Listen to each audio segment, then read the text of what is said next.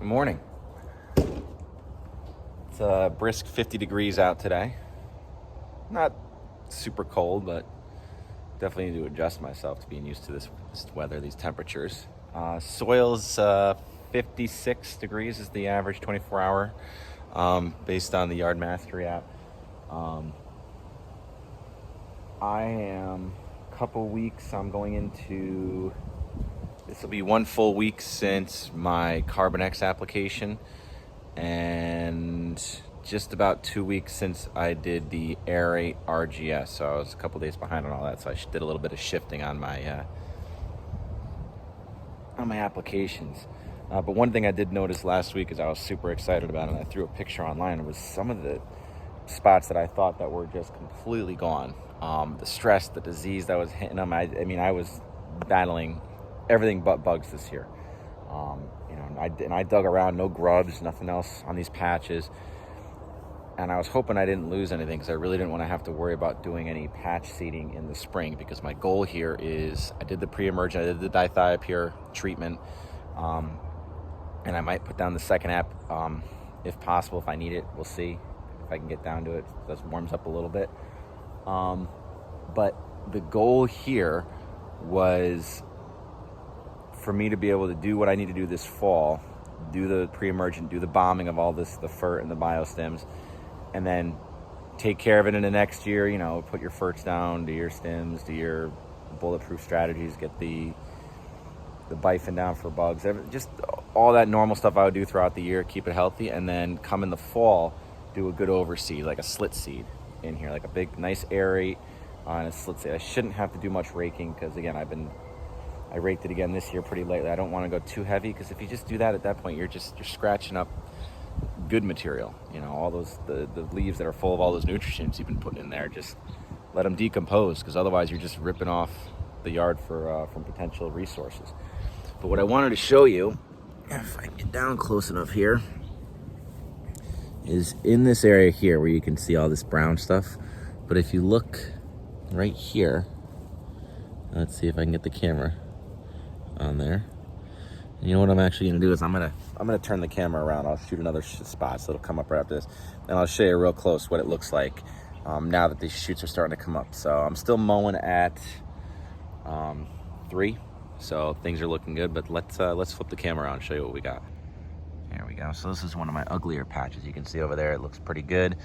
And then over here, this is where it looked like it was dying off. But if you take just this guy right here, and you can see this little guy right here was all dead underneath. This low spot right here was all dead. And then look, right through the crown, boom, life. And that's where this whole area is coming in. A lot of these spots are starting to come up nice and healthy. So what I want to do today is I want to do a liquid app, and they're still saying we're 10 inches low on water, but I can't go by what they're saying, because I know what I've been doing for watering, and I know what happens if my lawn gets watered too much, and it's very easy to do. So my soil is pretty saturated up here. But we're gonna go ahead and do a Humic 12 application. I have 2 gallons of this, so I'm gonna throw this first one down heavy. Again, it's all part of the bombing. I got a full gallon of RGS, I did a full gallon of Aerate, I did a full bag rate of the Carbon X. So now I'm gonna do a full gallon of Humic. And the next time around, I might just do a little bit of a lower toss down of RGS, see if I can get 1 or 2 more of the Humic down. The Aerate's pretty much gone. I just have the bottle there for fun. And then I might do that bag as a split, or a spot feed, if you will. So, but today we're gonna do this, and because I'm gonna do that, I'm gonna be using the full gallon. I'm gonna go ahead and use the big guy here. This is that, what the heck is the name of this? Nature's Wisdom. 32 ounce hose end sprayer. You top it off. Each one of those bottles will get you 5,000 square feet of coverage. And you gotta walk with it. There was a speed adjustment I had to go through with that, but we're gonna go ahead and put this down across the whole yard. And again, the sun's coming out here, so it should be a nice day. The temps are gonna get up to the high 60s. So I'll do a watering on top of it to get it down, but I'm by no means gonna be saturating the ground, because again, I know with my particular lawn that if I just let the sprinklers go like that, the way my soil is, I didn't do a deep aeration this year, so I want to just make sure it's watered in. I don't want to sit there and soak the lawn, especially with the way the temps have been going and it's been getting down to the 40s at night. I don't want to be, it sits in the grass for a while for me, so it just doesn't burn off. But again, I know where my sun is. It doesn't really hit the front of the house here much anymore, so pretty much everything here gets mostly shade coming into this part of the season. You can see the sun's right there, right up there, and it starts falling. So in the summer, it kind of sits right over my house. I face pretty north-south, and it falls to the back of the house come that season. So we're gonna get the Humic down. We're gonna start spraying that. I've already bored you enough with showing you spray videos on how this works. You can check out my other clips for that. I love this bottle. I got 2 for $20, better than, and it works really great. It has a seal on it. It's got a nice thick straw. Doesn't get clogged up. Didn't get clogged up with aerate. Didn't get clogged on RGS. And again, I think there's a My Four Sons or not a My Four Sons. What's the other one that's out there? I have to remember the name of it. But there's another brand. Basically looks like the identical bottle, and they wanted $50 for a 2-pack, and I wasn't going there. This works great. This also works great as a hose end sprayer. I've talked about these before. This is a fungus control for lawn. This does a very similar pattern to what this guy does. That's kind of that box shape spray. And then I've got this guy here that still has some RGS in it, so I'm going to throw some of this down as well, just to get it out there. But this does more of a fan shape, so you get a wider of a pattern. And these are throwing out about, I think this one I rated at 6.4 ounces per gallon. And again, one of these bottles, you know, based on their label, one of these bottles covers 5,000 square feet. So 5,000 square feet at 6.4 ounces is what one of these full bottles will cover. This does pretty much the same. And again, you're probably getting a similar application rate, maybe a little bit heavier just on how this is spraying with this. But again, all of them do a 5,000 square foot area pretty good. It's just about your walking speed and adjusting for it. But we'll go ahead and get that down and then water it in.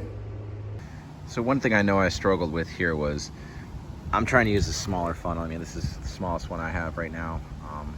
I don't really feel like going to a store to buy a thinner one, but you can see it just fits, which is fine. But you know, it bubbles up. You're trying to balance it so you don't overflow, and then obviously that happens a lot less than last time when I was trying with the aerate. So I'm going to do a little something different. Instead of just trying to pour from this jug while pull from this jug while holding on to that, I'm going to fill up my paint cup, and then I'll pour the paint cup into here. It'll be a little bit easier to manage than trying to pick up a whole gallon.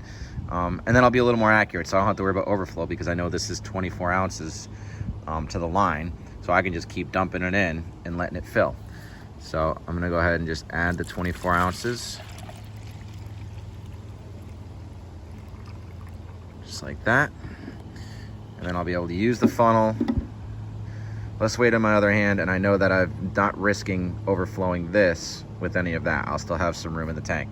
So, good to go. Just a little tip that I'm throwing in there as I'm working through this process. All done for the morning.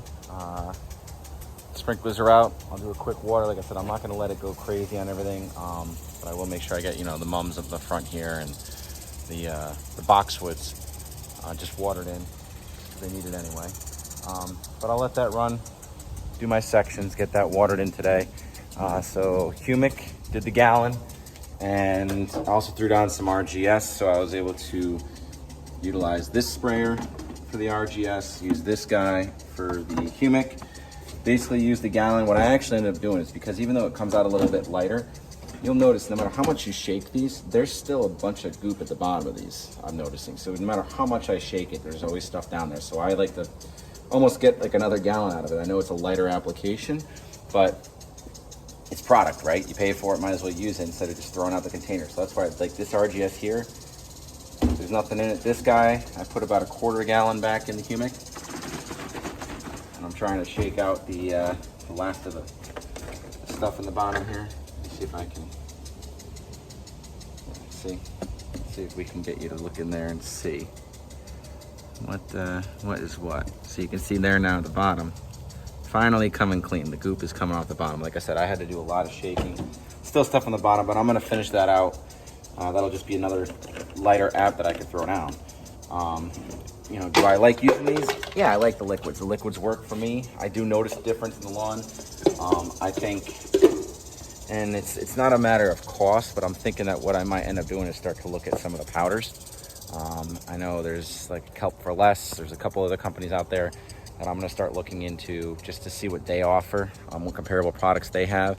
Because honestly, if I could have a powder, and depending on how my tank sprayer operation changes this fall, and even with the hose end, if I can make a 5-gallon bucket, mix that even better with, with the product instead of just hooking it up to the hose and calling it a day, maybe I can get more use out of it in the longer life, put it down better. We'll see what happens. Right now, I like using the liquids. They work for me. I'm just going to keep putting it down. Like you can see, you'll have the results. Like I said, I'm going to take another picture today. I'm trying to do it at the same time, so I did it around 1 o'clock last week for the Carbon X after the 1 week after basically applying everything.